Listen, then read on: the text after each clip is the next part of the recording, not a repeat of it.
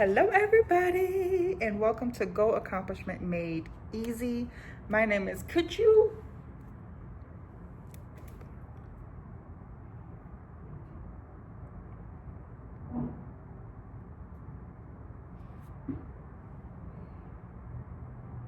Are you happy? Are you satisfied with yourself? Welcome to Goal Accomplishment Made Easy. I am your founder, Desiree Stapleton, and today we are talking about my journey of moving abroad and all the things, okay? Talking about all the things. This is my first video like this, so we'll see how it goes. If it works, I'll continue doing it. If it doesn't, we'll find something that works, okay? So I have been posting, I'm looking at this because I've been posting about my journey and people have been asking questions. And I figured a video would be the best way to do it because, as you know, I am a blogger, okay? And not everybody reads the blogs. So we're gonna do a video, okay? So I have you guys' questions listed out and I'm just gonna answer them, okay? Just gonna answer them. So, first things first, why did I move abroad and when did I start the process of looking to move? It is currently, March 2025? I started thinking about living abroad November 2024. Yeah.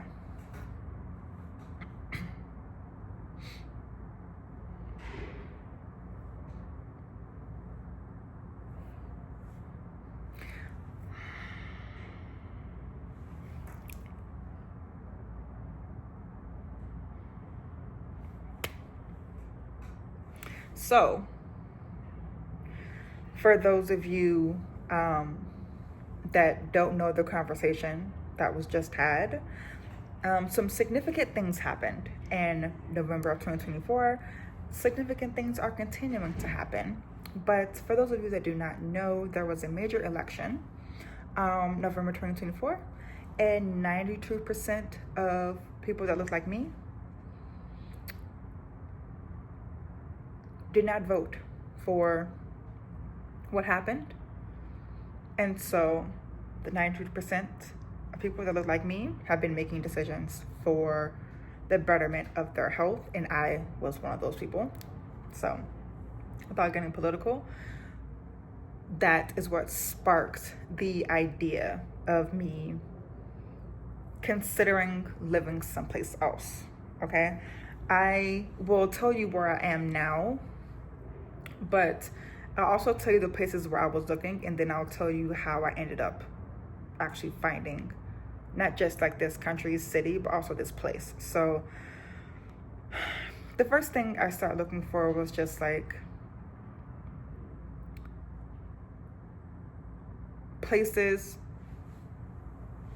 to visit, right? Like places maybe I could just like go and visit for a while, like maybe like bop around to different countries, just like to be able to travel for a little bit. I wanted to slow down anyways, and so I was like, maybe now is the time to start doing a bit more travel. I knew my lease was going to be up in February, that upcoming February, which is now last month, and I was in Atlanta before and I wanted to move to Santa Barbara. Well, the election and then the wildfires, I was like, maybe not California, maybe not Santa Barbara, maybe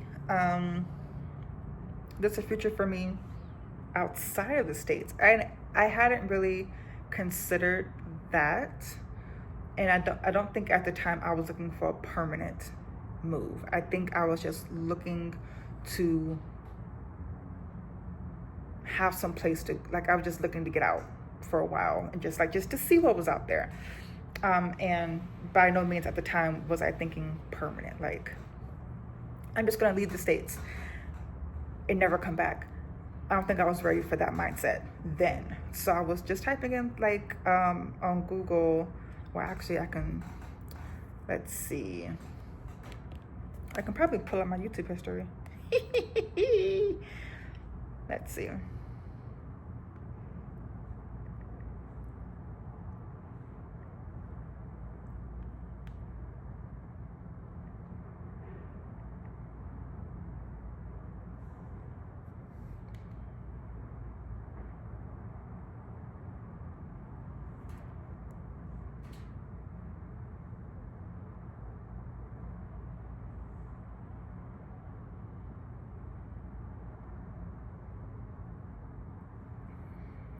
Tell you the exact videos I watched. Is this the right account? It is. Okay, so this is cool. Okay.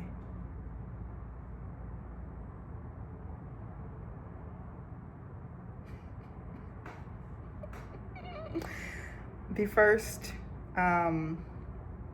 video I clicked on, apparently, it says no visas required. Americans live shockingly cheap. 10 countries where Americans are allowed to visit without a visa, and what does it say?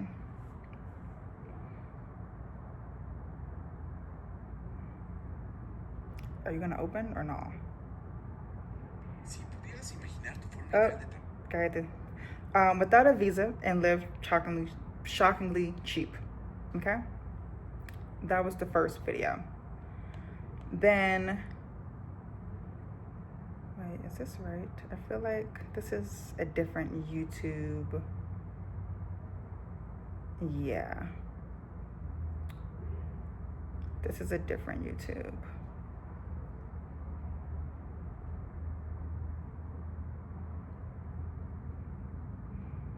This isn't the right one. Wait, let me log into this other account, because this isn't the right one. Da-da-da.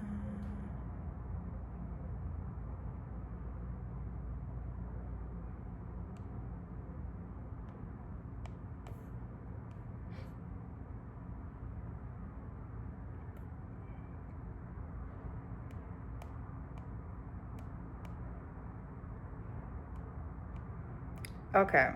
All right, I found it. This is the right account. This one is it. Let me go back to November. I have been on YouTube every day up until I move. Trying to get the bleep on, child. Oh, so many videos. Okay, y'all. Here we are.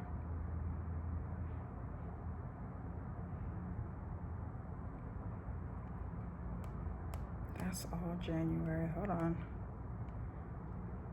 Wait.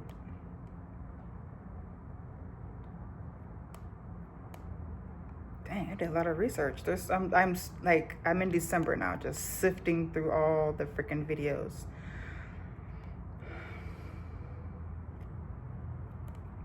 I watched so much. Good God, I thought I would find it by now. Like,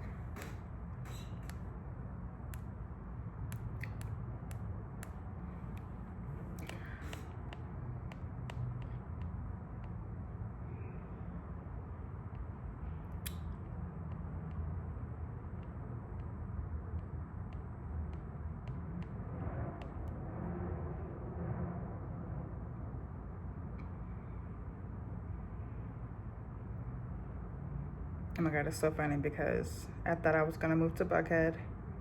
I'm looking at the dates. November 2nd. I'm looking at different places in Buckhead. I'm looking at apartments, different floor plans.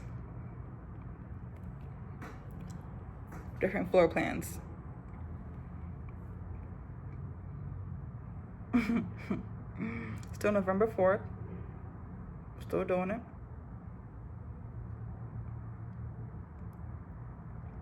November 10th.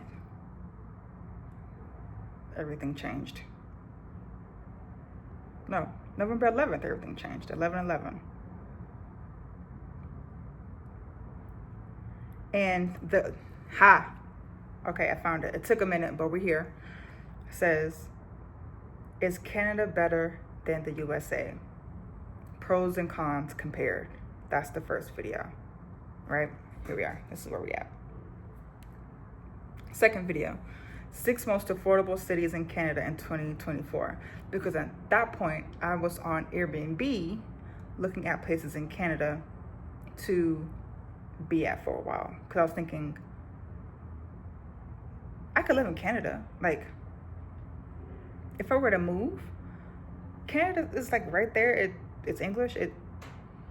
If I was gonna make a permanent move someplace else, I'm moving to Canada because that feels the easiest.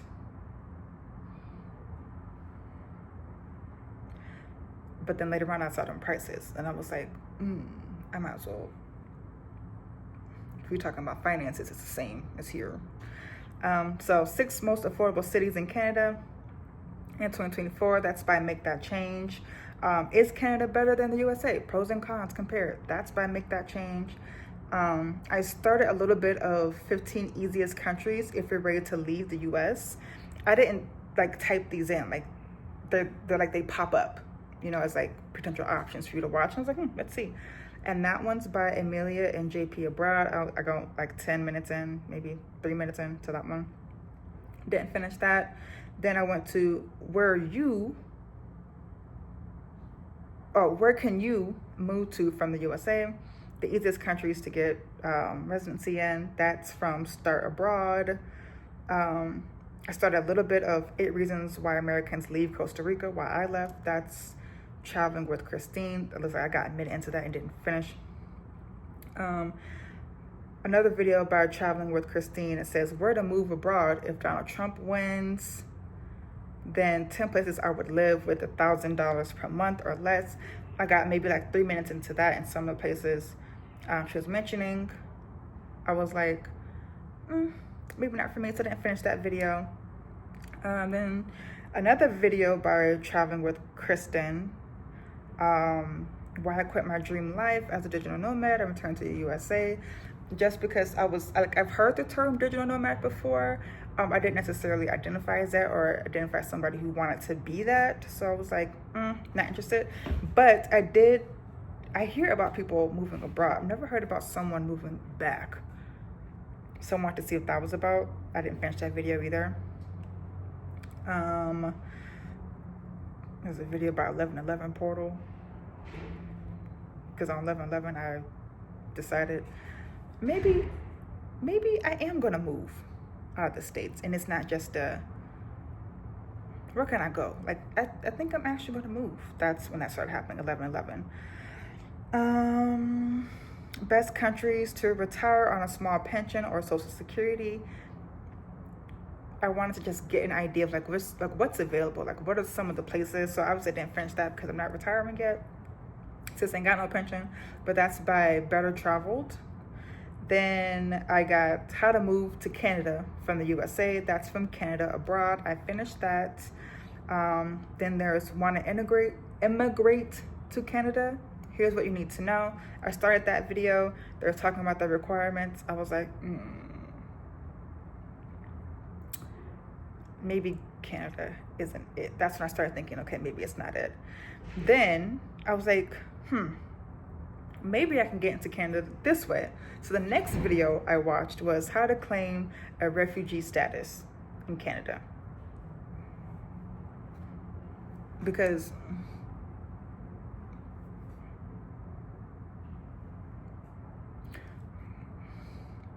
so the next video after that was how to come to Canada as a tourist and stay, 7 legal ways. Both of those videos, how to claim a refugee status in Canada is by Make That Change. How to come to Canada as a tourist and stay, 7 legal ways is by Make That Change. Then I watched how to leave the USA, 10 steps to moving abroad. That's Traveling with Kristen. See how it's increasing from just like what's out there to just traveling to leaving. Okay. Then there's 5 reasons not to move to New Brunswick, because that's where I ended up like thinking I was gonna go. And that's by Apex Geography. 10 insanely cheap destinations for digital nomads. That's by Traveling with Kristen. And then this is what changed the game for me. This is what started to change the game for me, right? I saw a video that said move abroad for less than $1,500, cheapest countries to move abroad. And that was by Picky Girl Travels the World. Okay? I didn't finish that video, but that was the first video that I saw that was a Black woman talking about living abroad, who lived abroad. And then from that point, I was like, God dang it. Nothing wrong with Kristen, but I had been taking advice from Kristen this whole time and make that change. And they are great at what they do, but they were not people that looked like me. And so then it clicked. I was like, oh shoot, I probably should get a bit more specific now that I know what I want to do, and say best countries for Black females to travel to, or Black American females to travel to, or Black female Americans to live in, like honing in versus best places for Americans to transition to. You see what I mean? So then my next video was also by Picky Girl Travels the World, and it was best countries for Black women part 1. Countries where Black women move. Okay? Then the next video was why Americans who can't afford America are moving to, this city. That's by Joan and Amelie. Best countries for Black women part 2. That's, countries where Black women move. That's also by Picky Girl Travels the World. And I stopped that video because over in the corner, how YouTube shows you videos or whatever, like suggests videos for you. I saw this and I have been hooked on this chick since. And it said where Black women can go when these white people act a fool again.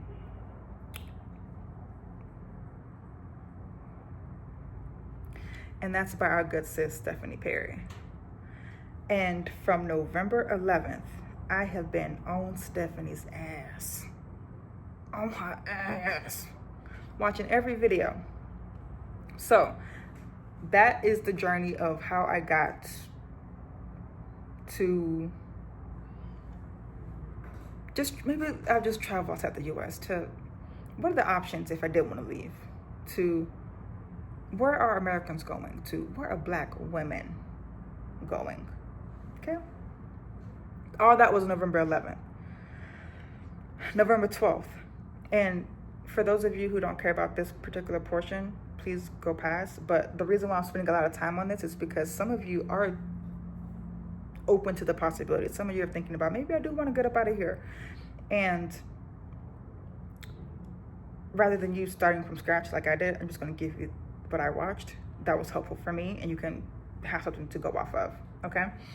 So from Stephanie Perry on November 12th, I watched, so does that mean we're not moving to Mexico now? And then that says Black women something. Black women expats, okay? Then I watch this before you move to Mexico City, especially if you look like me, and it's a Black chick, and that's Totally Travels. I was like, okay, now people are talking about Mexico. So instead of going north, go south. Let's see. Then it says, for Stephanie Perry, why I'm not moving to Mexico, Black woman abroad. I was like, okay. Then there's a video, why I moved from America to Canada, pros and cons. That's by Aboad and Preach. I didn't finish that. How I came to Canada, so you can come too. You want to, don't you, LOL? Didn't finish that, but it's by Jasmine Boateng, Boateng, okay? Where American Black women moving to, Black expats Black Girl TikTok. That's Melanated Queens of the Internet. Didn't finish that video. 7 soft life countries Black women abroad move to. Black women abroad move to. That's Stephanie Perry. Mexico is Rich. Santa Fe, Mexico. That's by Serg and Tana. That's November 12th. Also November 12th. Living in Mexico, my honest review. That's Wealthy Expat. What are 5 best countries for African Americans to live in? That's Awaken with Mark. Black women start disappointing people. From Mexico, that's Stephanie Perry. Americans are flocking to Mexico to work remotely. That's by Upton. The Other Face of Mexico, Santa Fe. That's by De Viaje con Seoan. I'll write it because I don't know how to say that name. Next video, Inside Rich Mexico. Ultimate Luxury in Polanco, Mexico City. That's Zane Travel. November 13th, Black people in Mexico enjoying life. Here's how to find your tribe. That's by Monique from Kingston. Didn't finish that video. Black Expat living in Merida, Mexico. What's the tea? 8 things you need to know. 8 things you need to know. That's by Sierra Chanel. Costa Rica Culture Shock. 8 surprises for Black women expats. That's Stephanie Perry. Live. Don't move to Costa Rica unless Black women abroad. That's Stephanie Perry. If I were starting over right now for Black women who lost or left who left their job. Okay.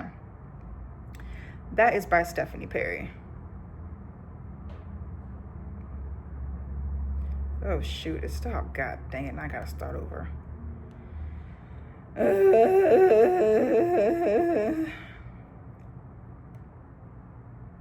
It started me over in my history. Un momentito. Por favor.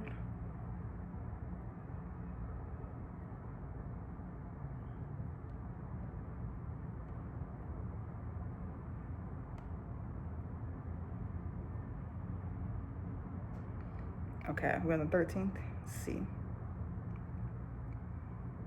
Okay, now November 15th. How hard is moving abroad for Black women really? Stephanie Perry. 15 countries you can move to now. Arnita Webb.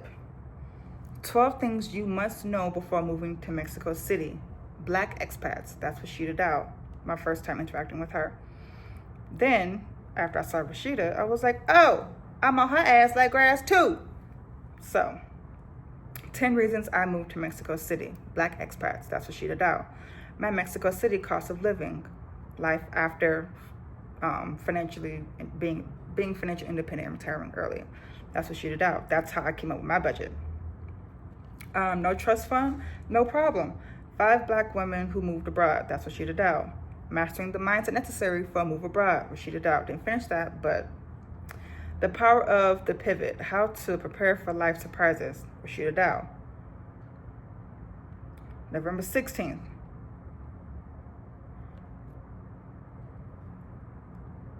Started finishing the power of the pivot. How to prepare for life surprises. Rashida Dow. Mexico's alternative path to residency. No financial requirements. 2024. That's Move Abroad and Thrive. Cancel your trip to Mexico City ASAP. That's Rashida Dow. 10 countries for Black women with small budgets. Rashida Dow. Get a long-term tourist visa in Mexico. Digital nomads. Rashida Dow. My Mexico City cost of living. Again, I watched that video because I was like, kids not money, right? Rashida Dow. Jobs for Black women who want to move abroad. Stephanie Perry. Good morning from Mexico City. Total Travels. Didn't finish that. Unpacking being a Black woman expat in Mexico. That's Chimdi Ahezi. Lo siento, chica. I don't know. Okay, Black woman turned Mexican. A day in the life living in Mexico City. That is Jasmine Giselle. The Black Experience in Mexico City, that's what she did out. Didn't finish that. My Life in Mexico, Your Girl That's Dating, Made New Friends, and Broke My Sobriety. Jasmine Giselle. So I moved to Mexico City and I am not adjusting well. Jasmine Giselle. Did I get scammed? What can $50 buy you in Mexico City? The answer was yes, she did get scammed. It was good. They did that. That's Jasmine Giselle. November 17th. Move abroad with confidence. Get financially prepared. Rashida Dow. How I afford to travel the world without working a year. I just saved that because I was like, child, I need to know. That's Jasmine Giselle. Gaslighting 101. Top lies told to Black folks who want to leave the U.S. Blacks at Global. Why Mexico City residents are frustrated with American expats. Because now I'm thinking, I might go to Mexico City. I need to know. Now this impact. 12 countries Black Americans are moving to and why, including cost of living. Kim with the gems, didn't finish that. How to leave the USA, 5 steps to moving abroad, plus 5 places to relocate to. I started watching that because of the title, but then I realized they weren't Black females. So their experience would be different. But that's Going Walkabout. So there you go. Women share their tips on what to do moving forward. This is like the 92% being like, this is what we about to do in response to what y'all wanted. So, Mexico City walking tour, Polanco, Mexico City luxury neighborhood, Panama living, episode 4, removing. Oh shoot, hold on, wait. Women share their tips on what to do going forward. That's Priscilla Boy. Mexico City walking tour, Polanco. Mexico City luxury neighborhood is 4K World Gathering. 4K World Wanderings. Then Panama living, episode 4, removing $1,500 apartment in Panama City is Shantae Turner. Didn't finish that. Why these expats moved overseas and why now may be the time to move. International living, didn't finish that. Why Americans are relocating to Mexico City for a better life. This is CNBC Make It.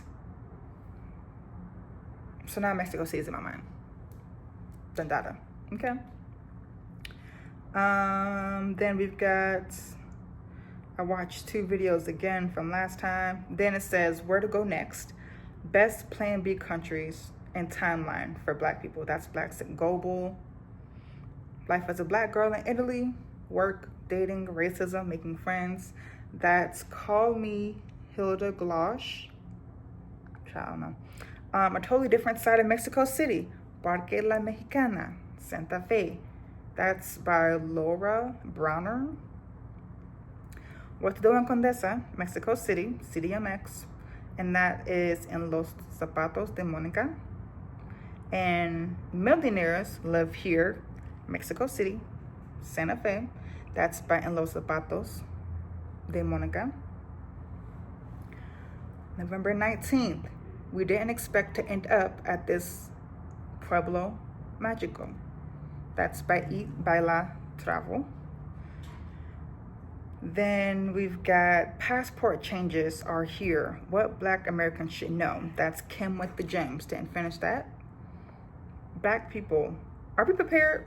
Do these things now. That's Kim with the gems.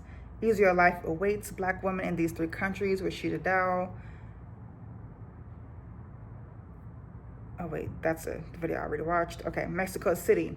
Cost of living and best neighborhoods. That is Living Overseas TV. What Mexico City can teach the U.S. That is by, I watch a lot of her videos. Malini Angelica. What's it like living in Mexico City? Local experience. This is by Peter Santinello. Which, if I was saying that in Spanish, I know it would be different. See how I'm honing in? Now I'm just looking at one location, Mexico City.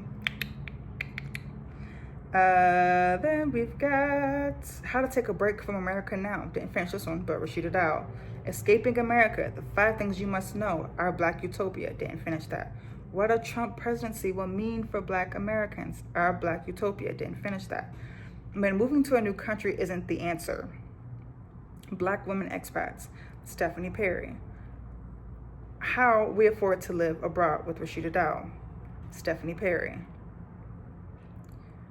This whole friend group moved to Mexico, Black women expats, Stephanie Perry. 10 countries where Americans are allowed to visit without a visa. Oh, we already did this one. That's Discover Global. Best things to do in Playa del Carmen, Mexico 2025, 4K, Island Hopper TV. Coming to Playa del Carmen soon. Here's your update. That's by the Rope Monster. Then we've got Walking Fifth Avenue, Playa del Carmen, Mexico. That's by Emily Smith. How to Get Residency in Mexico, 2024. That is The Wandering Investor. Getting Residency in Mexico, Black Women Expats. That's by Exodus Summit. Beach Life and Building a Home in Puerto Vallarta, Mexico. Black Women Expats, Exodus Summit. There had to be more to life, so I moved to Barbados. That's by Exodus Summit. Building Casa M. Michelle's $1,700 a month life in San Miguel. Can't finish the rest of it because it's cut off, but that's about international living. Preparing for uncertainty. Why moving to Mexico could be your best plan B. Casa M in San Miguel. That's who did that one. My Mexico City Cost of Living again by Rashida Dow. Mexico City 4K driving tour in Ciudad de Mexico. That is World Driving Tours. That was November 23rd. Now November 24th. Now that I already got my plan together, I'm watching less videos, right? So, leave what no longer serves you. Living unapologetically, and that is Picky Girl Travels the World. Now I'm watching my own stuff. And who won't say something? Okay, and then we got No Purpose, No Problem. Picky Girl Travels Podcast Season 4, Episode 7. Obviously by Picky Girl Travels the World. 5 ways they're gaslighting Black women about moving abroad. That's Stephanie Perry. That was November 24th. November 25th. Breaking news. Trump to impose tariffs on Canada and Mexico. The right after that was How I Moved to Mexico City. Cost of living, daily expenses, plus tips for expats. That's Ariel Simone.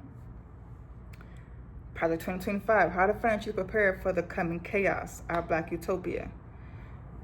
She's set to make $1 million telling people to leave the USA. That's Hello 7.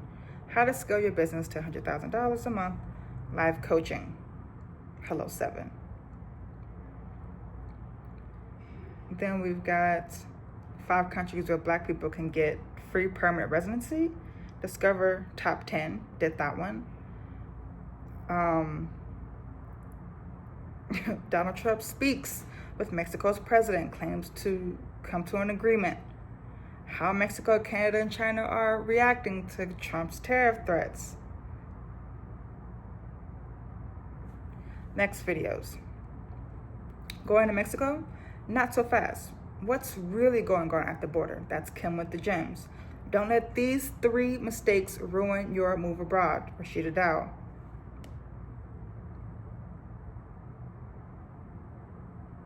Now we're scrolling.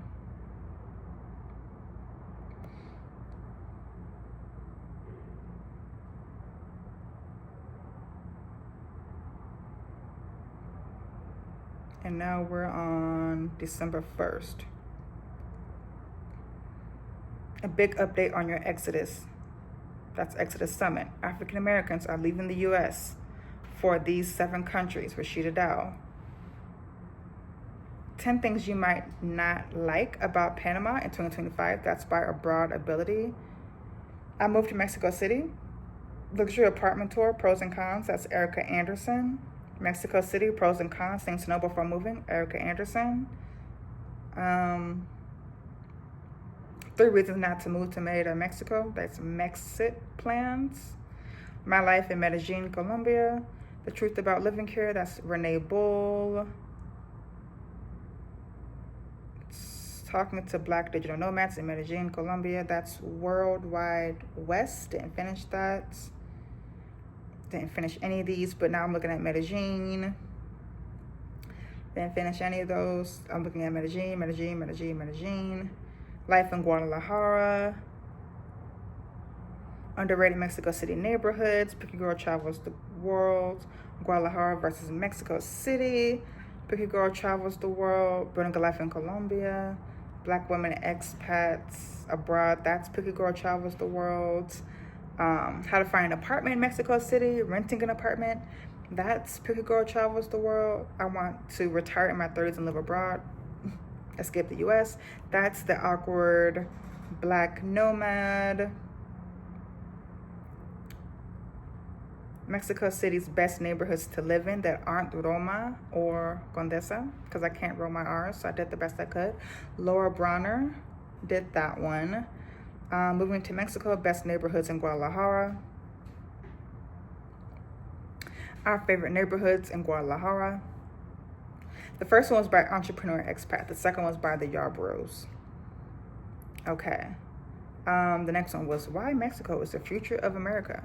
And that's by We Love Africa. Then we've got Would He Move from Atlanta to Mexico? That's by Coolman44. Don't know what that was about. December 5th, for Black women not leaving the country, because at this point I made my mind I was gonna go. That's by Stephanie Perry. Is moving abroad just escapism for Black women? Stephanie Perry. The cities where Black Americans are thriving, hashtag Black Expat Movement. That's by the Yarbrough. Being Black in Albania, Awkward Black Nomad did that one.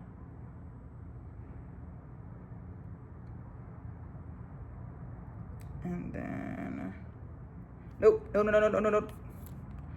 Okay, stop, para.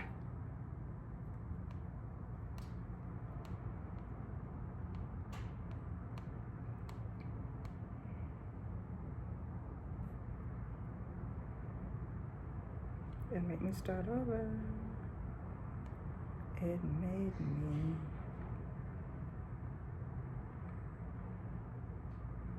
It's my anxiety.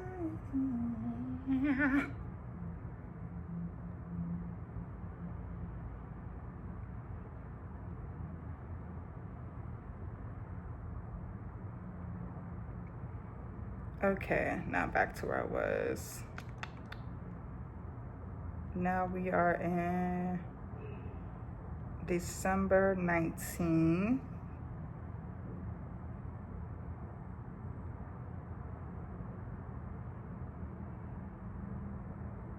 Black women divest from America now. That's Rashida Dow, living in Medellin, Colombia. My $1,800 a month budget. That's Jet International. I'm choosing peace, leaving America after the election. That's by Stay Tuned. Get ready to move abroad with expert coaching. That's Rashida Dow. Tulum, the hidden side of Mexico. That's Malini Angelica. Black in Tulum, Mexico. Tulum vlog. Where in the herd is Tiffany? Black in Tulum, hashtag It's a Vibe, weekly events. Black in Travel did that one. Black in Tulum events, good vibes only, Afrobeat Saturdays. That's by Black in Travel.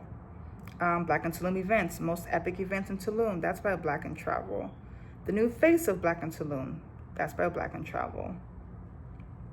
As you can see now, I'm moving on to maybe Tulum, possibly, right?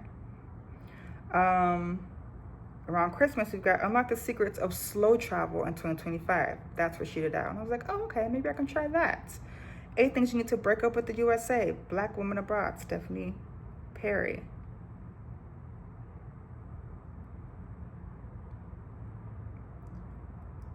And then I've got a bunch of Tulum stuff that I didn't finish. Vegan travel, rating Tulum's best vegan food. Tulum. Introverted in Mexico City, staying connected. Medellin, Colombia, cost of living. That's naturally NAMI. Is Colombia really that dangerous? 2 Souls Abroad. Moving to Antigua. And not Barbuda. Sure, what is that? With Expat coach Amber something. That is the Exodus Collective. Living by the beach for $420 a month in Mexico. That's by CNBC Make It. Don't Wait to Retire to Rest with Stephanie Perry, part 2. That is Black Boomer Besties from something. Tulum, Expat Revelations, Why People Swap the U.S. for this Mexican town. That's Borderless. After Christmas, like just 27th, we got They Left for Good. Black Lives Abroad, that's the Yarbrough. What It's Like Living in Tulum, that's Carlos Martinez. The Marketing something. Cost of Living in Playa del Carmen versus Tulum, that's Living in Latin America. Is Tulum becoming Mexico's Las Vegas in 2025? What to expect? That's Living in Latin America.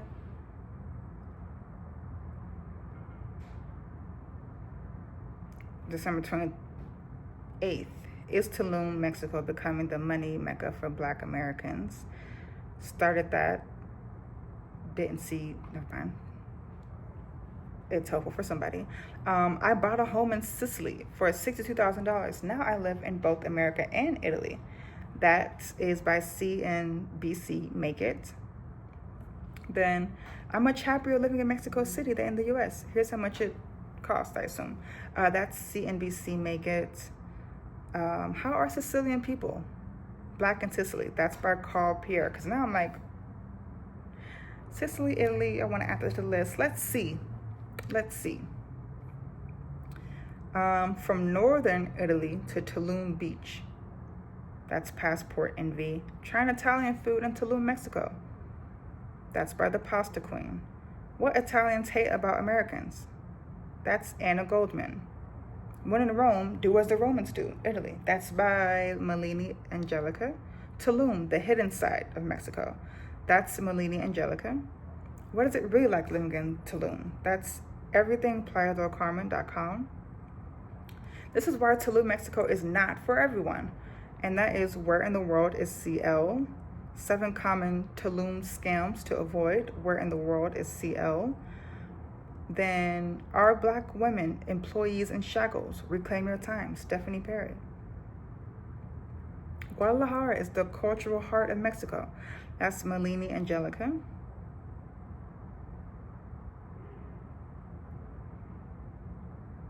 Black woman solo travels to Italy and instantly regrets it. That's Chez Sade. My horrible experience traveling abroad in Naples, Italy while Black. Inspired by Tyler. Black Travelers and POC Beware, Italy, Spain, and China. That is by Nicole, Travel and Culture.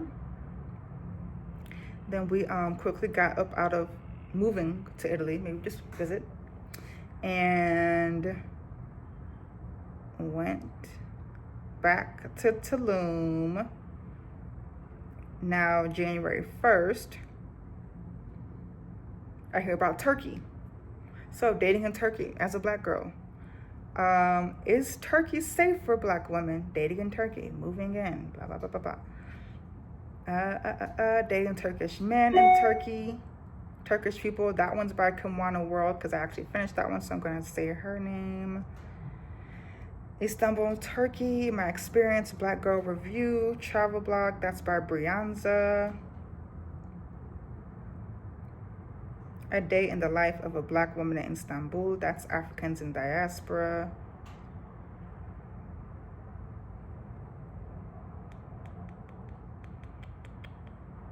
What It's Like Being a Black Woman with an Afro in Turkey. That's Africa Chats. A Day as a Black Woman in Turkey. That's Claudia Darlene. I Moved to Turkey. My First Day Living in Istanbul. That's Jasmine Giselle.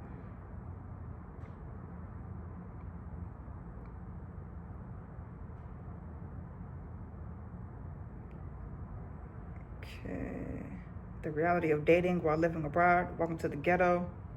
That's Jasmine Giselle. Moving Vlog. I Sold Everything and Left America. Jasmine Giselle. This is January 1st. For me, around this time, I have to tell my leasing office whether or not I'm going to renew my lease. So I got a decision to make. I have to do that in December. Okay, so now I'm like, okay, this is real. I think I'm leaving. Now what? So, moving vlog. I sold everything and left America. That's Jasmine Giselle. I would watch that.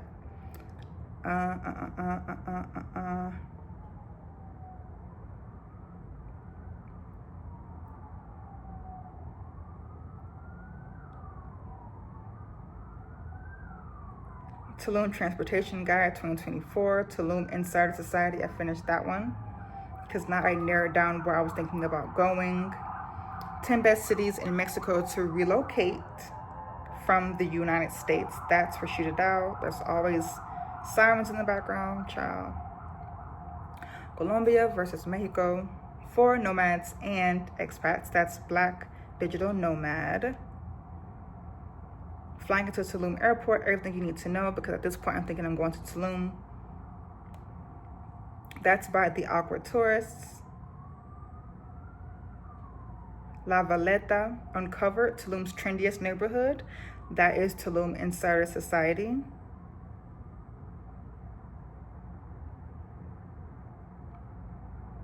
The clock is ticking. How soon can you move abroad? Stephanie Perry. Best places to live in Colombia, because I'm thinking also Colombia's on the list just in case I don't find a place in Tulum. That's Nomad Capitalist R&D. January 10th, a bunch of wicked stuff, child, because one short day in the Emerald City, one short day, have a lifetime fun. Okay. The Emerald City. All right, Passport Bros aren't the only ones who love Cartagena. That's Jasmine Giselle. Colombia trip turned into a nightmare.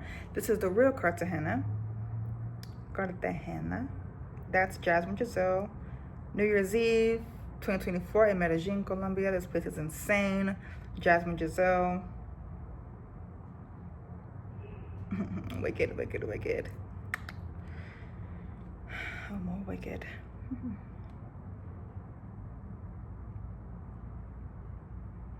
Tulum. Now I'm looking at Black female solo travelers. So I'm looking at a lot of Jasmine Giselle stuff. I saw something about Spain. I watched all of those. Not going to Spain, but it was nice to see her go.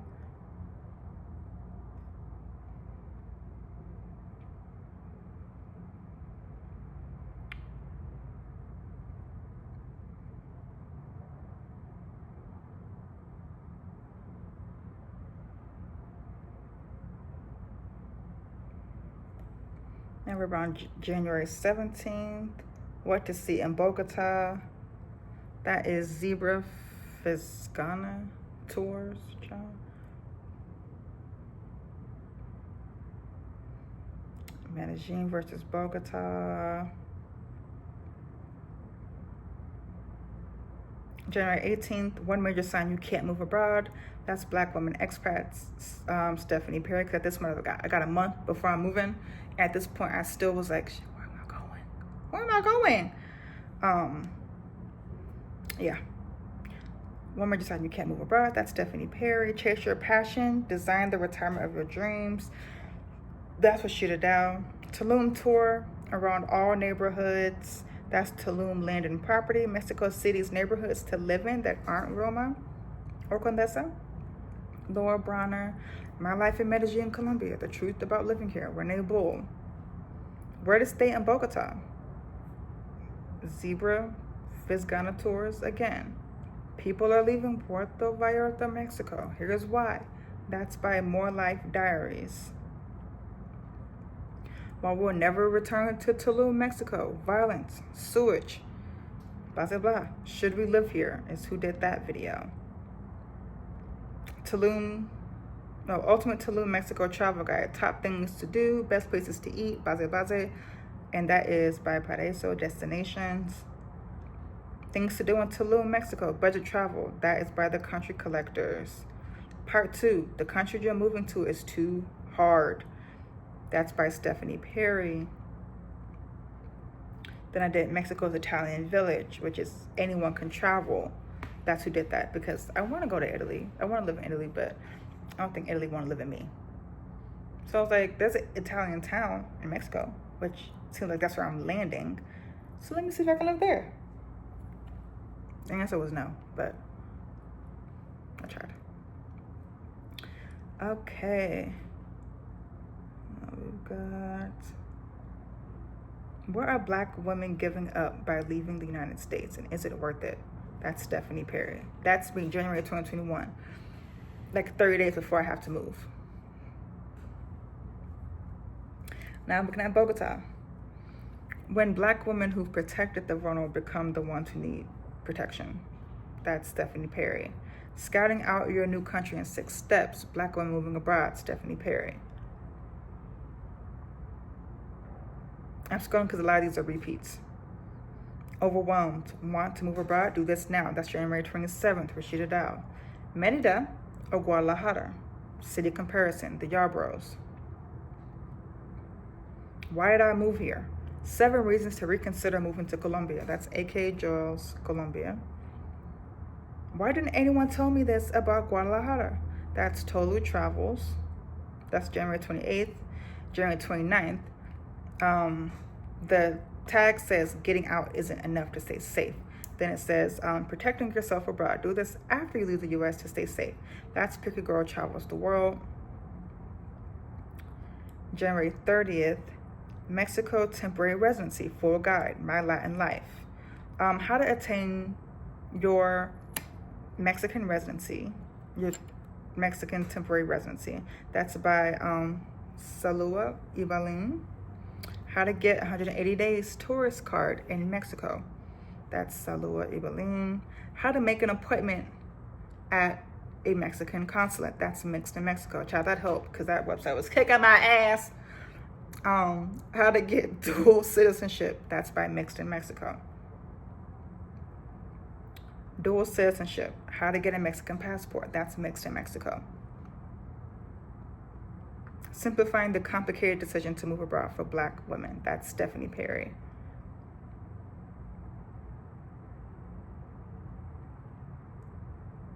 February 2nd. Inside Guadalajara's wealthiest neighborhood. Puerta de Hierro. That's by Zach Jones.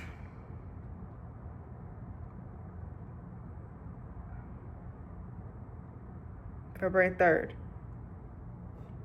Let me tell you where we at. February 3rd. How to apply for Mexican residency. That's Move Abroad and Thrive. Okay? Let me pause because we're at February 3rd now. January 30th. I got my passport. I had to apply for another one because I don't know where my other one was. So I had to apply for another one. I got it January 30th. I immediately was on the interwebs, as you can see, booking an appointment or trying to figure out where I can book an appointment to be able to start the residency process in Mexico, because I was still trying to figure out between Mexico and Colombia.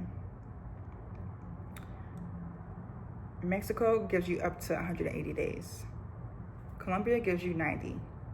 So I was like, I could go over there because I saw some really nice places in Bogota and Medellin, but the 90 days was killing me. So I was like, if I find something that's better in Medellin or Bogota, then I'll go there. But let me just, like, as a backup, do something for Mexico. So I was looking to find appointments at the Mexican consulate that was near me. So I told you about the videos that I was watching, right? It's pretty much that.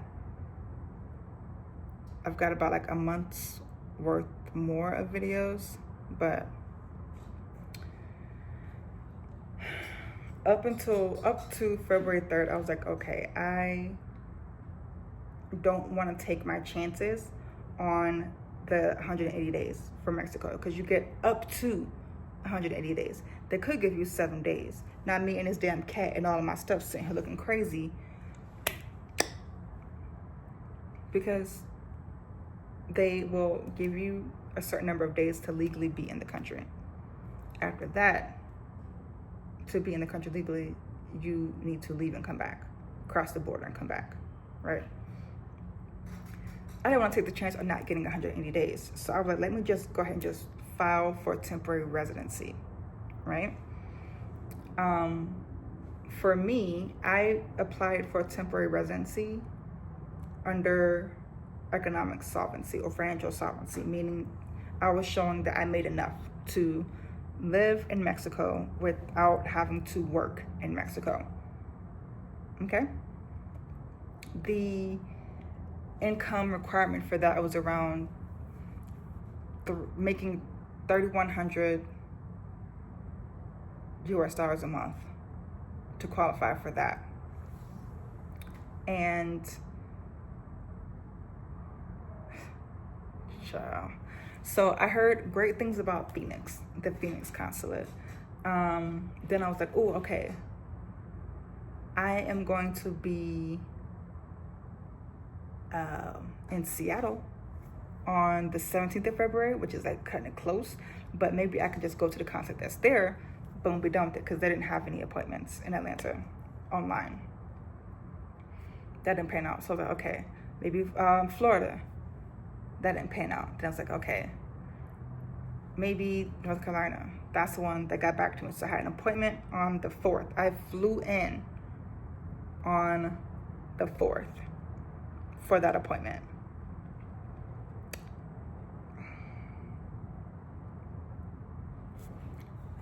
I was in a Facebook group where people said they had great experiences at that consulate. And I should have looked at the demographic that was saying that and looked for people's testimonials that fit my demographic, because my experience was not their experience.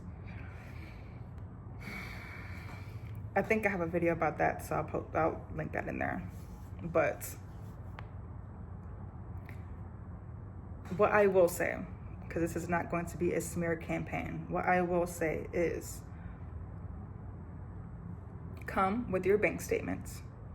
If you can, have them signed by a teller with their business card attached. If you have an online bank, like many of us do, go and get those documents notarized. There is a UPS about a mile or so away, maybe 10-15 minutes away. That UPS has a notary. It's going to be $10 a pop for each signature. You're going to want to get each bank statement month notarized.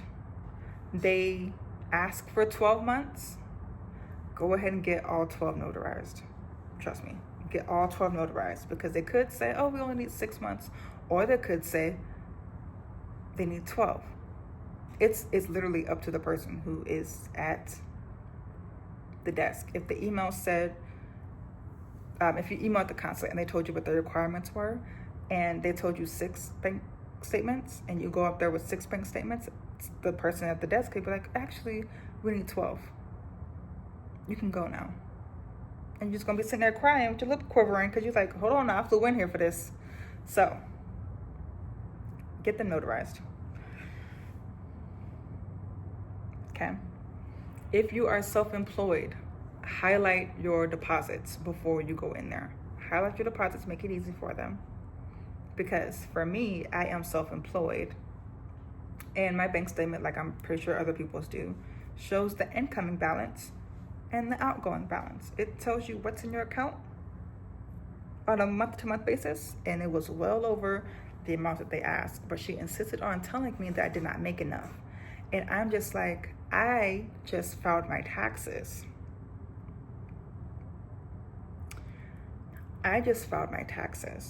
And it said I make significantly more than the $50K that you're asking me for.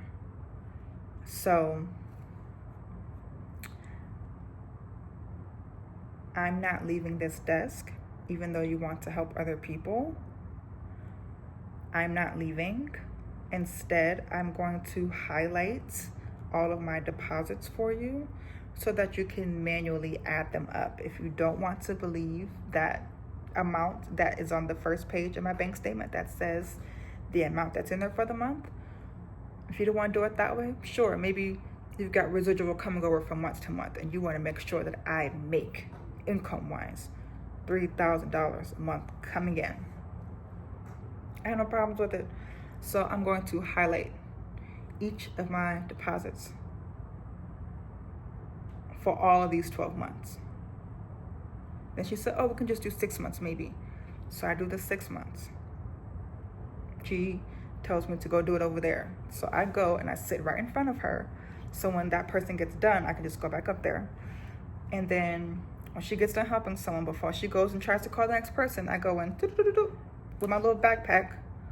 And I'm like, I finished highlighting them all. And she says, okay, well, I'll give this to my boss to see if they can accept this, see if it's enough. I'm just like,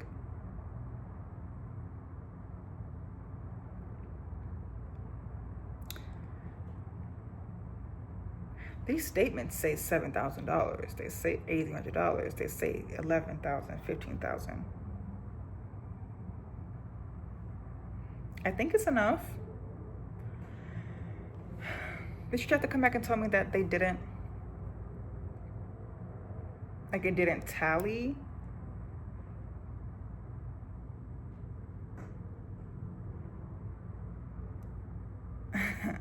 And I was like, can you walk me through each one of these so I can see how you're adding it up?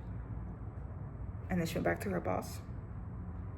Then her boss came back and printed out a form that said that they only help people that live in North Carolina or wherever Raleigh is, right? They don't help people who are passing through. Because then she was like, oh, your business is in Atlanta? Why didn't you go in Atlanta? And I was like, because they don't have any appointments. And they told me that I can come here. Then she was like, oh, you have a business? I was like, yeah. What's the business name? It's right up at the top of the bank statements. And then she asked for my, was it the articles of organization? Basically your business license. I was like, here it is. And she wanted me to get that notarized as well. Which means I had to leave. And I was like, okay. When I leave, do I just come back to you? Or do I have to like get another ticket? And she was like, you have to make no appointment. I was like, I can't make another appointment. I flew here. I don't live here. I flew here.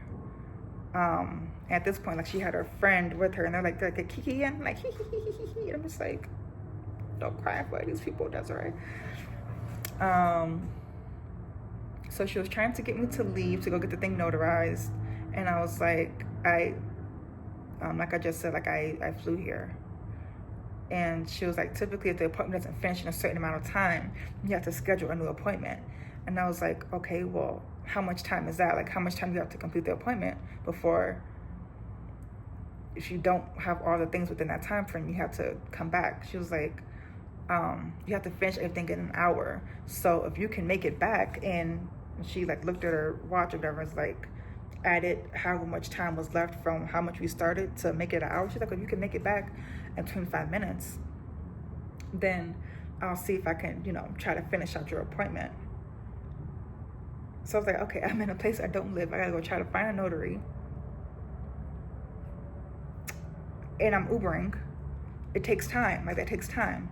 So I Ubered to the nearest UPS that had a notary.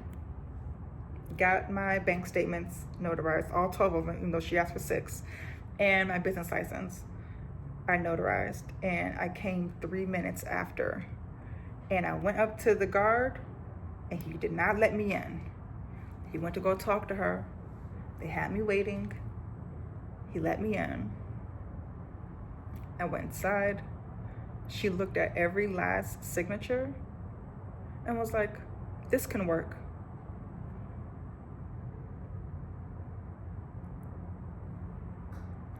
You just gave me a piece of paper that said in no way, shape, or form do you not serve people that don't live in that state.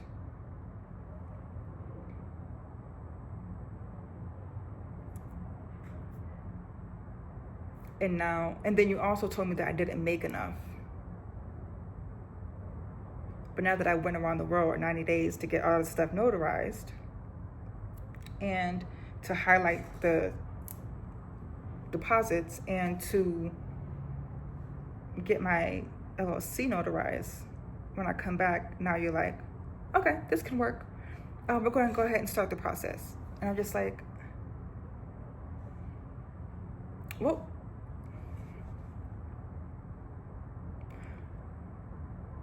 what was the point? Because before I left, you told me I didn't make enough, but you told me you didn't make enough, and then you said that you showed me this piece of paper that someone back there typed up that said people who don't live here can't make appointments here. So apparently you didn't read this paper before you sent it, like before you showed it to me. And you said I didn't make enough, but then you sent me off on a wild goose hunt to try to get documents notarized. I don't know if she didn't think I was going to make it back in time, or if I was just going to give up or what. But when I came back with the document, she was like, okay, we can take this. And then she started my appointment. My appointment was at 8:30. 10:30 or 11:30, somewhere around there is when she actually started the process for my stuff. Which, it is what it is. Because I ended up getting my visa around 1:30. Then I got an Uber straight back to the airport. My flight was at 3. I was back in Atlanta about 4:30. So 8:30 to 4:30. So I did get it. That was my process of getting my temporary residency visa through economic sovereignty. Okay, that was February 4th. Now, at that point, I still did not know where I was going to go. I just knew that I was going to be in Mexico. Even though I really was looking at Bogota, Colombia. So, that is, child.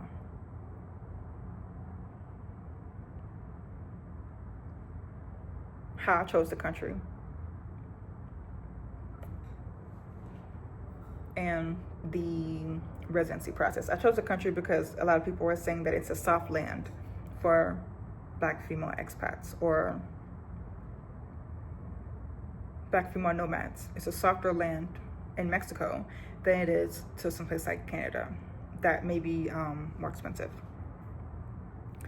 So that's how I chose the country. Those were my initial challenges with the residency.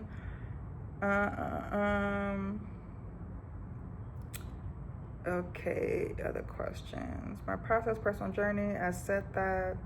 The type of residency I applied for was temporary residency. The documentation required were my bank statements notarized because I have an online bank. If you do not have an online bank, then you can just go in person and get your bank statements printed and have a teller sign them and then attach their business card. The timeline of the application process, I made an appointment for the 4th after getting my passport on the 30th, flew in on the 4th. My appointment was at 8:30. I made it back home by 4:30 and got the residency card, the visa around 1:30.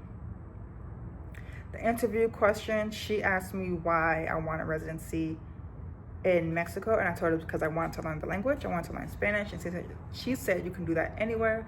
And I said, yeah, but immersion is the best way to learn a language. You also not just learn the language, but you learn the norms, because Duolingo will be out here having you just out here. Okay? And she laughed at that, and from there it just went downhill. Ciao. How long it took to get my residency, the visa portion of it took that day. Let me tell you this. Once you get your temporary residency visa for Mexico, you have 6 months to come to Mexico to finish the rest of the process. The first part happens in your home country, right? And you get the visa to be able to come here.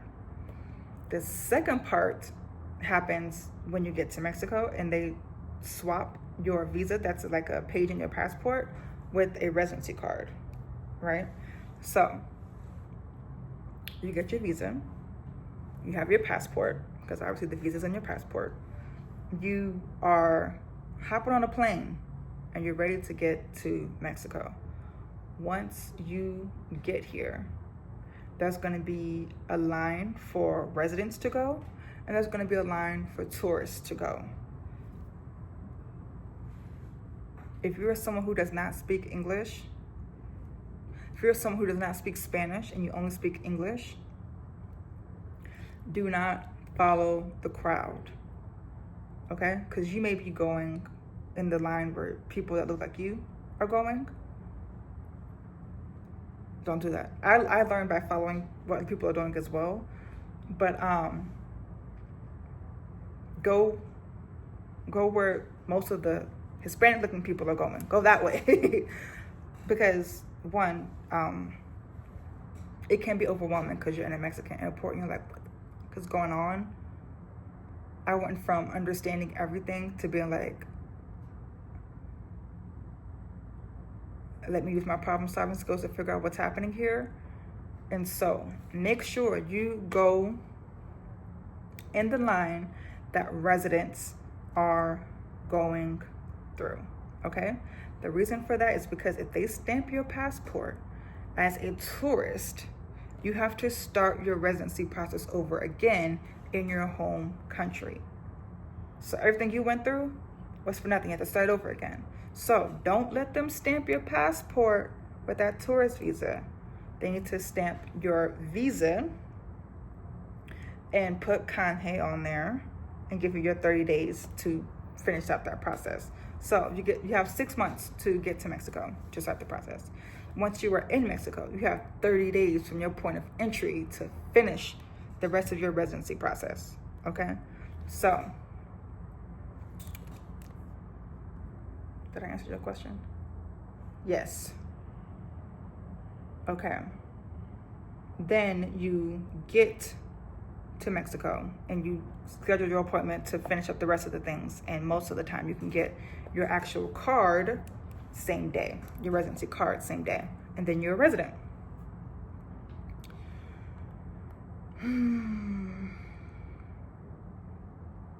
Okay.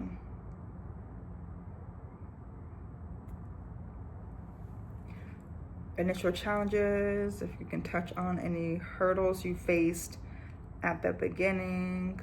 Language, culture shock, visa process. Language, obviously, I primarily speak English. I've been on Duolingo for a while, so I had a little something in my pocket. But I got a Spanish tutor on Preply, and I have lessons 5 days out the week. And that has been helping me because I'll say what I'm about to go do for the day, and he'll help me figure out how to say it and how to say it properly. Because again, Duolingo has Spain Spanish, not Mexico Spanish. And so, be not looking crazy. Culture shock, I wouldn't say culture shock. I can breathe a lot easier here. I can breathe a lot easier because, I don't know if I told you, I'm in Mexico right now. I'm a Mexican resident. Okay. I can breathe easier. I hear sirens, I hear ambulances, and I know that they're not for me. I hear sirens, I hear ambulances, and I know 9 times out of 10 it's not because the people who drive the vehicles that have vehicles that make those sounds, it's not because someone got killed by a cop with brute force. It's because there's like a car accident. You know? Safety. I know people are talking about cartels and stuff, but it's just like, I live in Atlanta. Every place has their pockets of neighborhoods that you don't go to because you ain't got no business being over there. So why's you over there? Why you got questions about it? Don't have questions about it, won't be no answers about it. You know what I mean? the representation that we have of these other countries is that I feel like it's like a little misleading, because 15 minutes, oh, I'm gonna go and come back. It's a little misleading because, like, if you look at how the States portrays Africa, you think that everybody is just like skin and bones with flies flying around them, and people with no shoes and just dirt roads. Of course, some places are like that, but not all of it. Mexico, you think it's just gang ridden and just cartels all up and through. Sure, some places are like that, but it's like when people come to the States and they think like it's just a wealthy place and just people just like super wealthy, and then you go to Edgewood or Hart Park and you're just like, oh, there's homeless people. Yeah. So keep that in mind. Keep your wits about you. I mean, it's just like any other major city. I don't see a big difference. Visa process, just talked about that.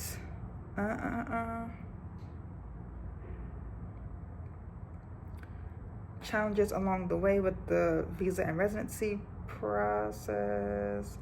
The different residency paths available in the new country. I didn't do a work visa, but I did meet someone at the store downstairs who's doing the work visa process, or student visa. You can do family sponsorship if you already have someone that lives here. I did residency through economic solvency. That just proved that I make enough money to be able to live here without working here, because you can't make pesos here as a temporary resident. You can as a permanent resident. You can work here, but work here and make Mexican money. I make my money from the States, so they allow me to live here as a temporary resident. Adjusting to life abroad, cultural differences.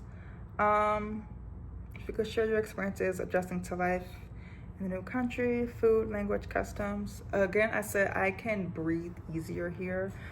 People don't really care about me, child. They ain't stop me. If I'm paying attention, I see looks. I don't know if that's because there's something on my face. I don't know if it's because they're trying to take in all this beauty, or if it's because I look different, or because I'm walking different, or because I'm dressing different, or whatever the case may be. But I'm a black chick. I'm always in some kind of other category. So people that are in the other category get noticed more. So, but no one's giving me a disgusting look. I've had some disapproving kind of like looks, but I don't know if that's because they think I'm rich and they're just like, girl, F you, or if it's like, I don't know, it felt like more like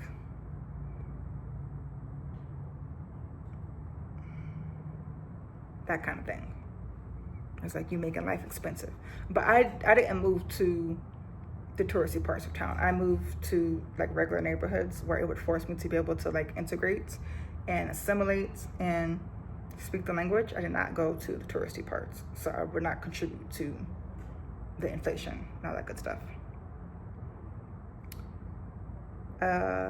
Food, language, customs. Food is good. I will say, when I first got here, I was trying so hard to like assimilate that I was missing some of the things from the States. And I realized that even though you move to a new country and that's going to be your new home, you can still keep some of your original stuff. Like, you can still keep some of your original customs, and it's okay. It's not like you're coming to a new country expecting your old country, but you can bring your old country with you. And so now I feel like I have a good mix of the States and Mexico. So when I'm missing the States, the food that they have here that is from the States, I order that, and I'm in bliss. I have a VPN, so I can still get my my channels and like my TV and stuff from the States. For work, I got the VPN, so I can still have access to things that are from the States versus just the ones that are in Mexico. I eat Mexican food and I eat food from the States. There's bookstores that have books that are from the States. So it's like, find, like, one, know the things that make you happy.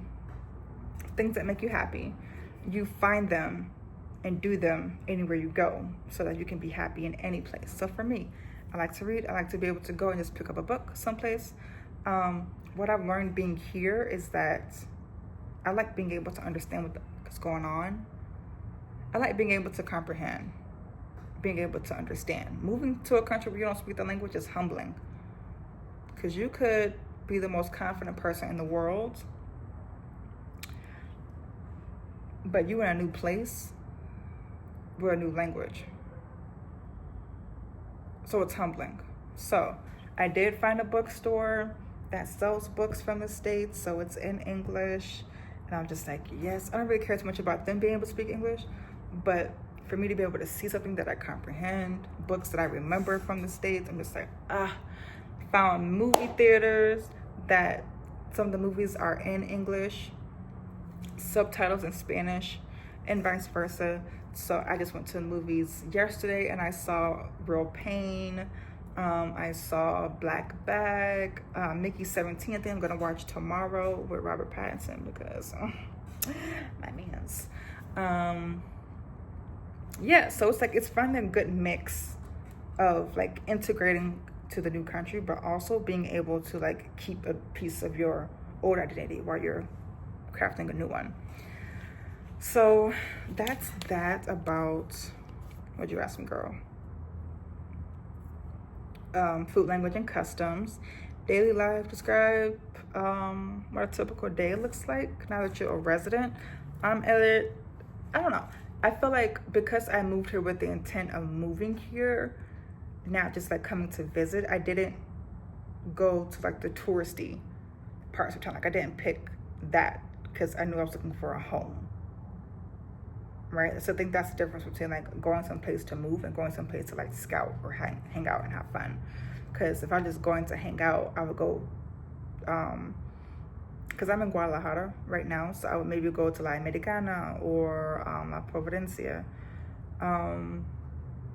just like to be with the action. But I've always been like live on the outskirts of the action kind of gal. So I'm on the outskirts.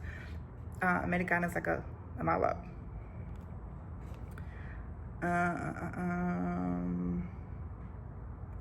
What did you say was a typical day look like?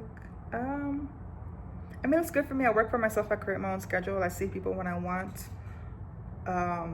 for consulting. And I will say this. Child, how about, okay, so I moved here February 22nd, right? How about the first week of me being here, I lost 2 clients. My money was like, hey, I got plans. I got things I'm about to do. And I lost both of those. And just like, doo-doo. The universe was playing with my time on that one.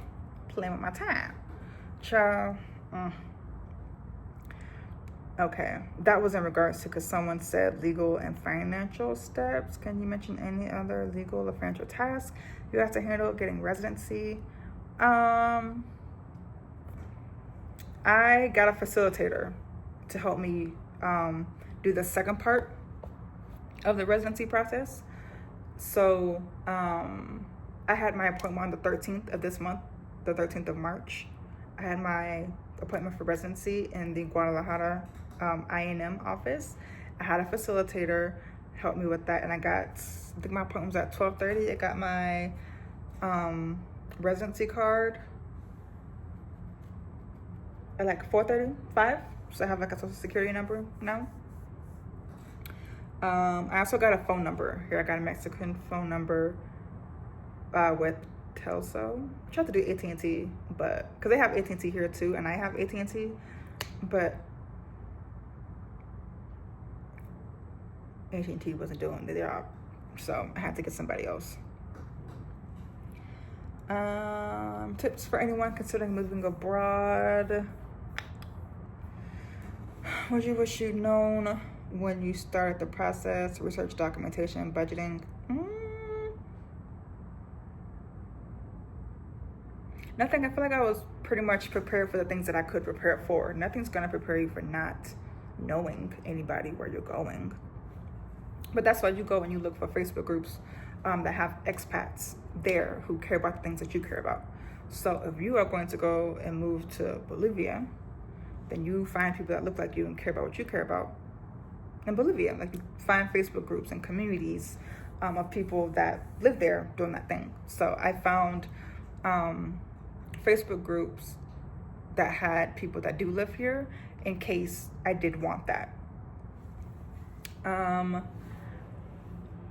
If you're going solo like I did, you're uprooting your whole life and you're leaving what you've known for something new, and that's always a adjustment period. I knew that when I moved, I wanted my floor to ceiling windows. My mother had to hear about that for the longest.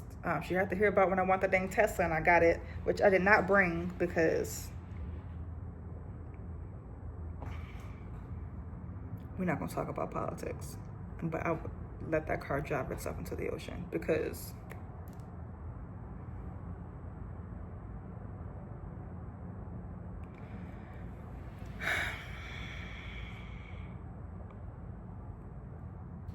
I did not bring a car.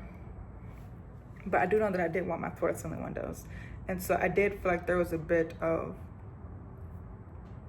adjusting that happens anytime you accomplish a dream of yours or do something that involves success, because you're feeling like, oh my gosh, am I worthy of it? Should I, like, I feel bad that I'm able to do this and feel bad that I'm able to have the things that I worked for. You know what I'm saying? Like, once you start like getting certain levels of success, or you start doing more of the things that you said that you were going to do, or you start living more of your dream, like when you start putting in the work to make that happen and things start actually happening, a part of you questions like, oh my God, like, did I earn this? I feel bad that I have it and other people don't. But you gotta remember that you put in the work for it, unless someone gave it to you. But if you put in the work for it, you put in the work for it, and you got it. And so now I don't feel bad about my little penthouse situation that is like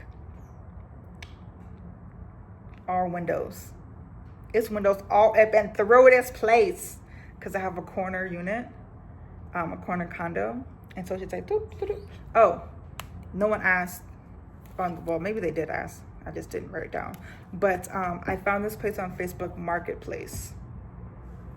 Most of the time, if you are a foreigner, you have to have a co-signer, which is what they call an aval, which is someone who owns property here. And then you pay what you gotta pay. For me, I paid first month's and deposit to get this place. They were very nice, actually. Asking like what I did for work and stuff. And when I moved in, I invited her over like to see how I decorated. Then I showed her like my little like certifications. Like, oh look, this is my Harvard thing for business strategy. This is my Harvard thing for strategy execution. This is Forbes magazine that has me in it. Just like things that will help build credibility, because they don't know you and you don't know them. And so like things that help them feel comfortable knowing that like you're not renting to some wacko. Hopefully they're not wackos, because the door, like when I put in my little code or whatever, it says unlocked. And then when I close the door, it says locked. So I'm still like thinking that any moment when I'm sleeping, I'm just going to hear unlocked, because obviously they set the code and now I'm gone. ¿Por qué? For what? Why? So I'm not wishing that into existence, but people got access to your home. Okay. What else should I say? Mistakes to avoid. Don't go to nobody's country acting all. Don't do that. Don't do that. You are coming into someone's country. Be grateful that you were allowed in, and do what you can to, if not make life better for other people, at least don't flash your privilege all up in everybody's face. Like have some situational awareness for where you're going. And that's not just like maybe because the dollar weighs more there. Maybe it's just how you're dressing, what parts of town you're gonna go to, like just situational, because this is these people's lives and you are new to it. And so obviously you would not, like if you're gonna go to like maybe like a not as wealthy area or lower income area, don't be walking around with your Beats or your AirPods and your Apple Watch and your this and your that and your this and that. Not because you're gonna get robbed, but because it's like,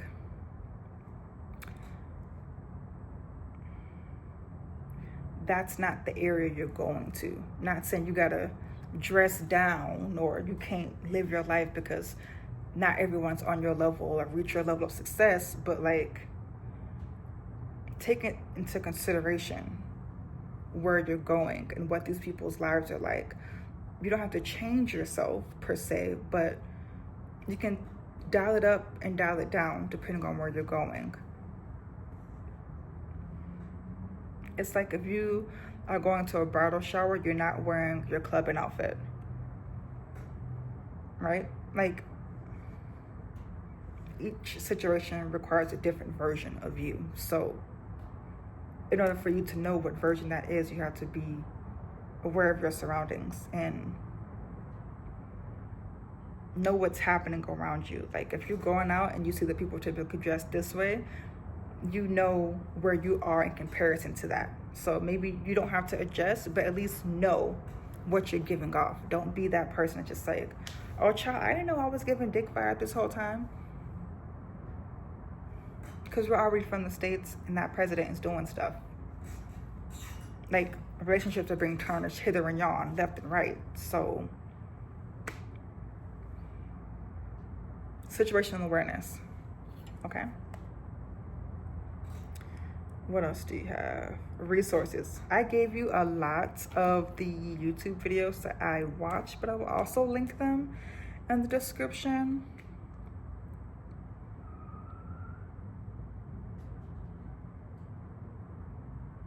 Okay, this was a good one. Hold on, let me pause. Okay. I had to do my Spanish lesson and now I'm back. Okay, let's see. Resources, that's what we were on. Suggest useful websites, books or services for people considering a similar move. That would be all of the YouTube videos that I listed. Definitely look in the description for those links. I'll also put the people I use for can you get off my cabinets? Can you get off the counter? Can you get off the stove? Don't crawl across it, get off of it. Hey, hey, hey, look at me. Thank you. Get down. Don't look down, get down.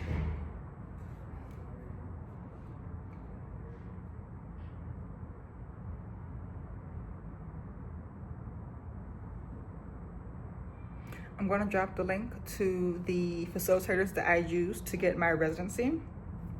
So that will be in there also. Let's see, what else did you ask?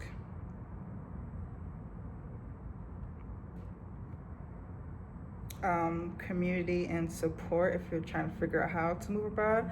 I would do Exodus Summit. It's currently a Facebook group. It probably won't be that till the end of time, but Exodus Summit, that is co-founded by Stephanie Perry that I mentioned and Rashida Dow. Do that, get in that Facebook group. That one is free. They also have a membership that's called Exodus ASAP. It's like a paid membership if you are looking to get your move abroad like done and happening in the next 3 months or so, and then you leave once you've accomplished the goal of moving, right?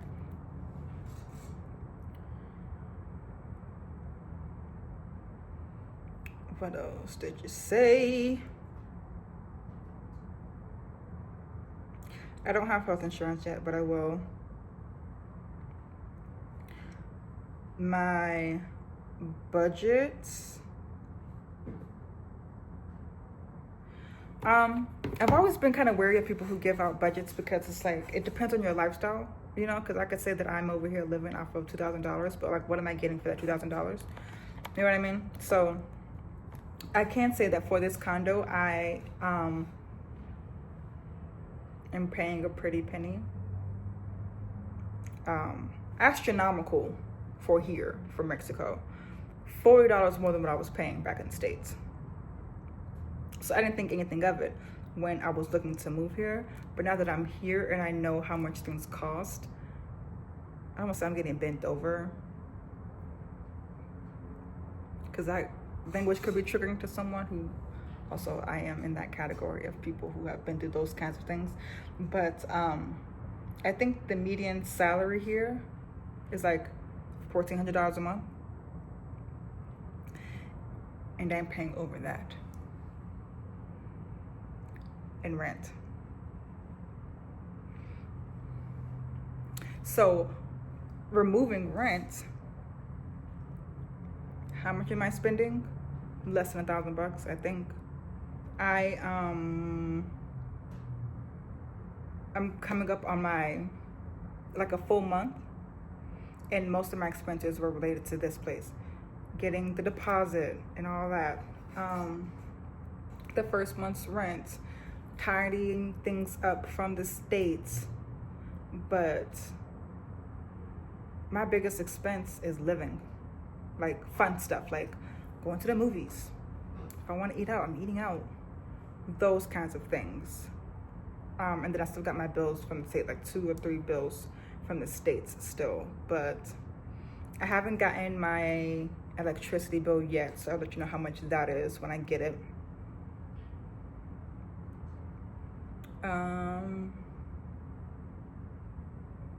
Yeah. It's relative, but I do know that for me to do the things that I want to do, I could be here with $2,800, $3K a month, and that's being able to travel within Mexico. That's with having a couple hundred for like this, my bills from the States, my rent, that kind of thing. Because you gotta consider that $1 equals 20 pesos, and so $30, depending on when you're eating, could be what you have for your food budget for the week, depending on where you go. I am eating Mexican cuisine and cuisine from the States, and so when I'm just on Mexican cuisine, that $30 could last, that could stretch. But when I'm not, or I'm going to higher end places, that $30 could be gone in like 2 days. Yeah. Uber Eats, if you're doing Uber Eats, I know where I was at. If you wanted like maybe like a fast food meal, like maybe, I don't know, Burger King or something like that, because you think that'd be the cheapest, or McDonald's or something like that, and you want like a regular meal, most of the time you're gonna leave up out of there paying $18 and $20 for that meal. Here, same thing, between $12 and $14 versus $18 and $20. Here, most of my Uber Eats are $10. Yeah.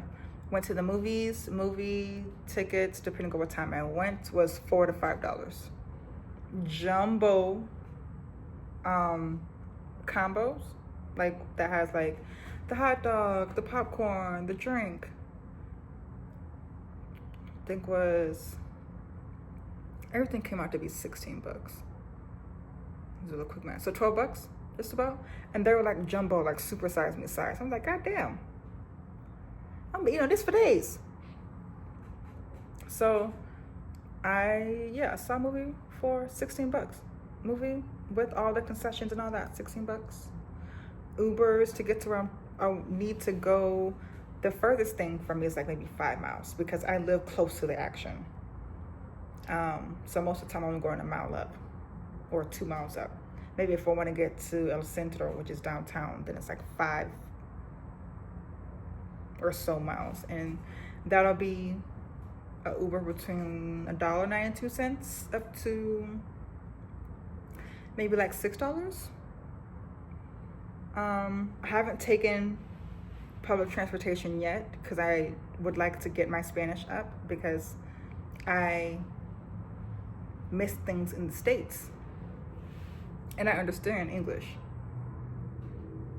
and I still missed exits, missed turns, accepted my destiny that I'm not going to be there at the time I wanted to, which is why I leave early, because I know if I haven't been there before, all it takes is for my mind to just be going and going and me thinking about something like, God damn it, was that my turn? And that turn happened. The GPS done rerouted so many times. So here, I would take public transportation on a day where I don't have anything to do, to give myself ample time to end up in Tijuana and be able to come back.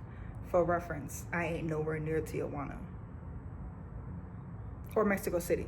Like, Mexico City is 7 hours away. And I think, granted, I would be like, this is a long ride to get to Walmart. But I wouldn't get off because I would enjoy sightseeing. Let me say, you do go back, right? Did I go back? Or I got an Uber 7 hours? Because I'll do it. I'll do it. Just so I can be able to see the sights and not be responsible for traveling and being the one to do the navigation. So I think that's all of y'all's questions. If you do have more, put them in the comments and I'll answer them. But those were the things that people have asked the most.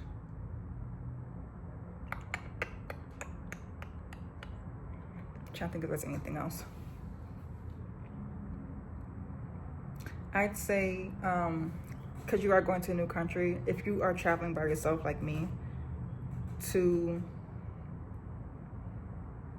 haven't already, take inventory of the things that make you happy and then find them where you're going. So for me, I like to read. What I noticed, and to add to the list, I like to comprehend. Okay? Because when I was in the States, I didn't need that because I comprehended a lot.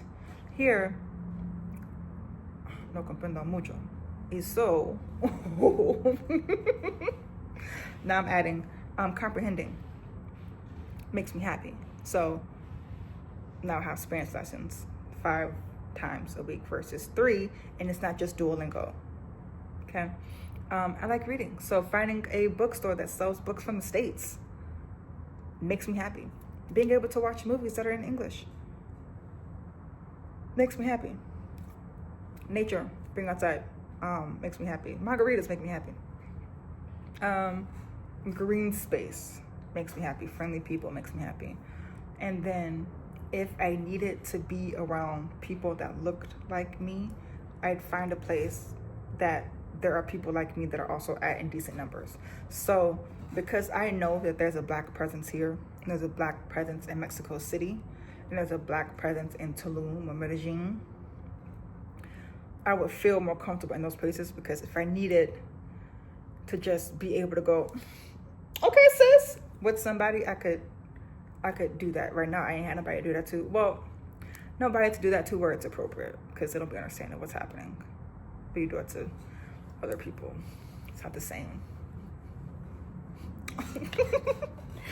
But yeah, I would say go someplace where there's people that are already like you at. You don't have to interact with them, but just trust me, one day you're gonna wish to see people that look like you. So you may not want to see them all the time, but you're gonna be craving some kind of sense of familiarity. And even if it's just like one every now and then, you're like, oh, okay, there's others here, which makes it cool. You know what I mean? I think that's all I got, child. I'm trying to think of anything else people have asked me. People have been asking about the different ways to go about residency in Mexico. That's going to be a separate video. This video is just about me, my move, and where I'm at in the process thus far. I finished the process, so now I'm making the video. But yeah, specific questions, let me know, and I'll make a separate video. But I think I've answered what most of the questions were. So if you're thinking about moving abroad, but you're afraid to do so, maybe because you don't know where you're going, you don't know what you're doing, you're by yourself. I was all of those things. I didn't know what I was doing. I didn't know where I was going, and I was by myself. What I will say is, I saw something in 2019 that changed my life, and which is the reason why I'm in business now. And this is what actually birthed my Goal Accomplishment Made Easy program. And it was this quote by Judge Lynn Toller, and it said, "If I'd waited until I had all my ducks in a row to cross the road, I would have never crossed the road." Sometimes you gotta take what you've got and make a run for it. And so with that, I learned that I might not be able to see the entire staircase, but if I can see the next step, or maybe like the next couple of steps, I can couple that with my ability to problem solve, my ability to critical think, my ability to do deductive reasoning, my ability to be able to pivot quickly when needed, to be able to adapt. I can pair that with the skills I already have to help me succeed in filling the gaps. And so I didn't know entirely what to do all at once, but it was like once I did one thing, I learned what was next after that. So if you want to leave, first you got to figure out where you're going. To figure out where you're going, you have to figure out what your money looking like. What are you looking for? Where can you go as an American with this and this and this and this and this? If you got kids, if you have pets, I travel with the pet. Oh, that's one thing. Shoot, we gotta talk about that. Traveling with pets, or like whatever your circumstances are, that's going to affect where you're going to move, right? There's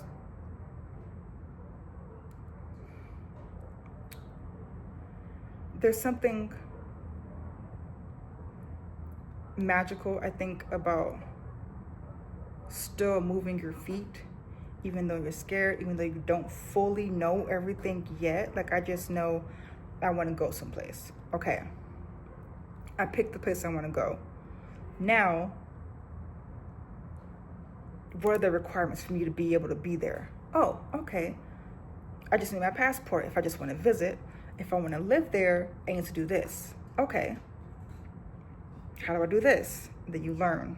Then like, okay, these are the requirements for this. So it's like each time you make a decision, there's another decision that's like right there that you have to make, and you learn that information after you make certain decisions. Sometimes it's literally, you don't get to see the whole staircase. You just get to see the next step that's in front of you.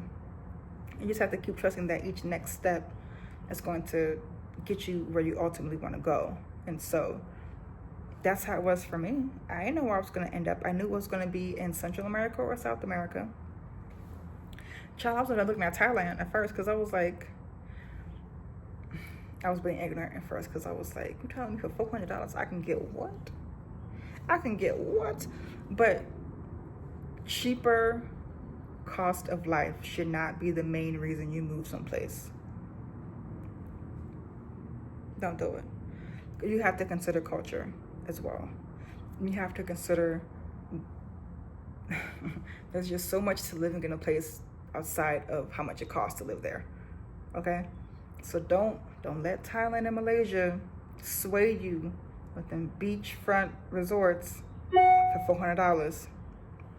Don't let them do it. Beautiful place. If you actually would enjoy that culture and learn the language and being able to get by and do those kinds of things, then for sure, go. But if you're just looking at it like, oh, I can pay $100 a month, consider me there. Look at all the things that you would need to be happy for wherever you want to go. Okay? Pick the place. After you figured out what you need, pick a place that fits that criteria. Figure out what you need to do to be able to stay there. And each step you take is like another step. present itself. And you got to be okay with that. You got to be okay with not knowing what's coming around the bend. You got to be okay with not knowing the next step, but having faith in knowing that you will be able to handle whatever it is. And if you don't have faith that you'll be able to handle whatever it is, if you don't have confidence that you'll be able to handle whatever it is, hire somebody who does. Borrow that confidence from somebody, right? Talk to somebody who's done it, and that'll help you. So it's like, okay, I know that I can only stay here 90 days with just my passport. Your next question would be, how do I stay here longer? Then you type that into Google. How do I stay in a country past this and this? Then you find out about visas. You're like, okay, well, what's that? Then you find out, oh, okay, this is how I can stay here longer and live here as a resident. What do I need to do for that? Like, things will come as they need to come when you're doing your planning. So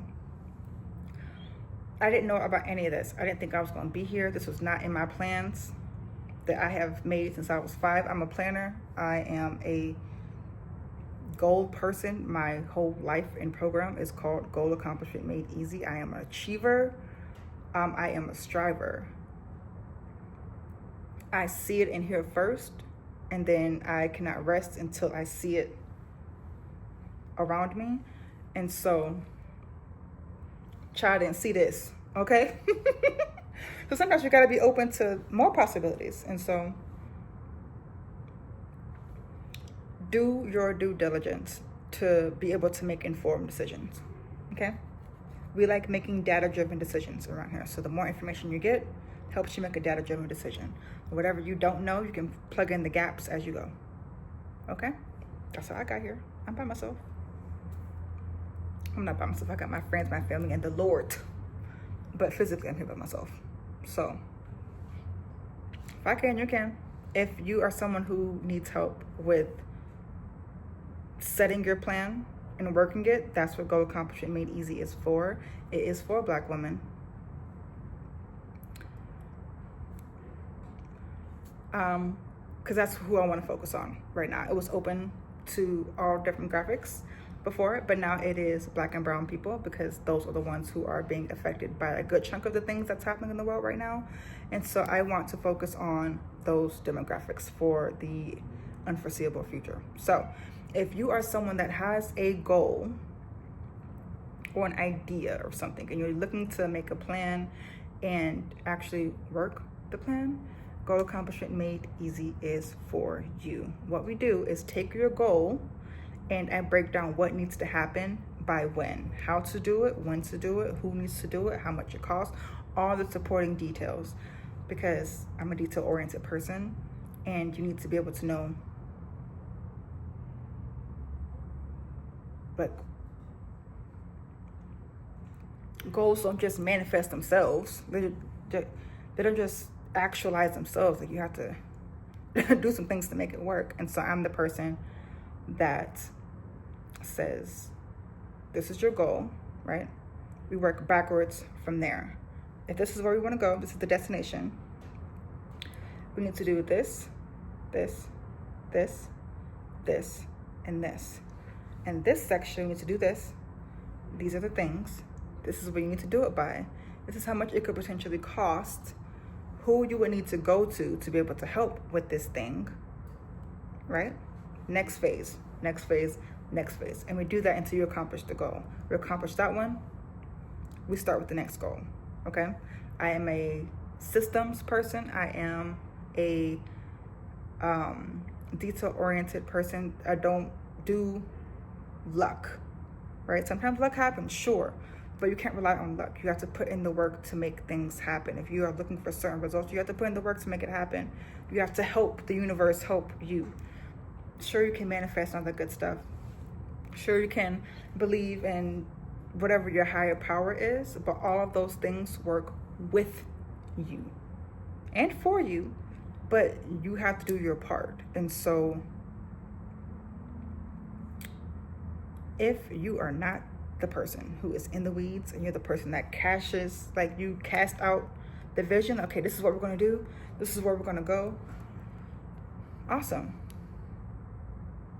You need someone who can take that and actualize it. Not just make the plan, but help you execute on it. So I will help you make the plan and I'll help you execute. Because what good is a plan if it's just sitting there? No more dreams deferred. So I think I have answered all of you guys' questions. You know it's something serious if I had to do a video. Because, child, who come on camera? Not I. Not I. And I came on camera for y'all because y'all kept asking. Because you know I love me a good blog post or a good podcast episode. I am faceless content all day. And here I am. It's for you, girl. It's for you.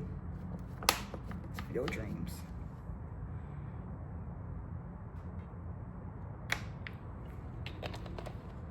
All right. That's all I got for you. Let me know if there's any other questions. I will answer them in the chat. I don't know if I'm making another video or not, because honestly, I'm not a video girly. Are my eyes watering? Is that what's happening? Can't see. For those of you that have oily skin, you know the struggles. You know the life. But I don't know if I'll make another video because I'm not a video girly. Granted, I'm like hilarious. So says I. And, you know, I don't want to say she's a looker, but, you know, she's not a looker. But on video, it's never, like, on camera, it's never been my jam. If people respond positively to it, I guess I'll do it. But I love me a good blog post. And if I'm gonna do videos, y'all gotta talk back to me. Y'all gotta talk to me too. Because I'm a talker. I'm a rambler. Ask my mother. See them bars? She do poetry too. Multifaceted. Okay. I'm really gonna go now. Let me make sure I answered everything.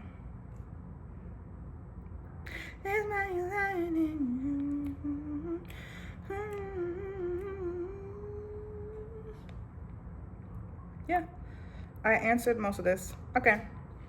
All right, y'all. It's been fun. I think I might do it again. I think I like this. I think I like y'all. I think I like you specifically. Talk soon. Go to accomplishmentmadeeasy.com. Join, do the things so we can start crossing off these goals. Now more than ever, it feels time to make life look more like the way we want it to, because people are making decisions that is making life look less and less the way we want by the day, by the hour, by the minute, by the second. The people out here making decisions, girl. We have to counteract that. So go to accomplishmentmadeeasy.com and I'll see you next time.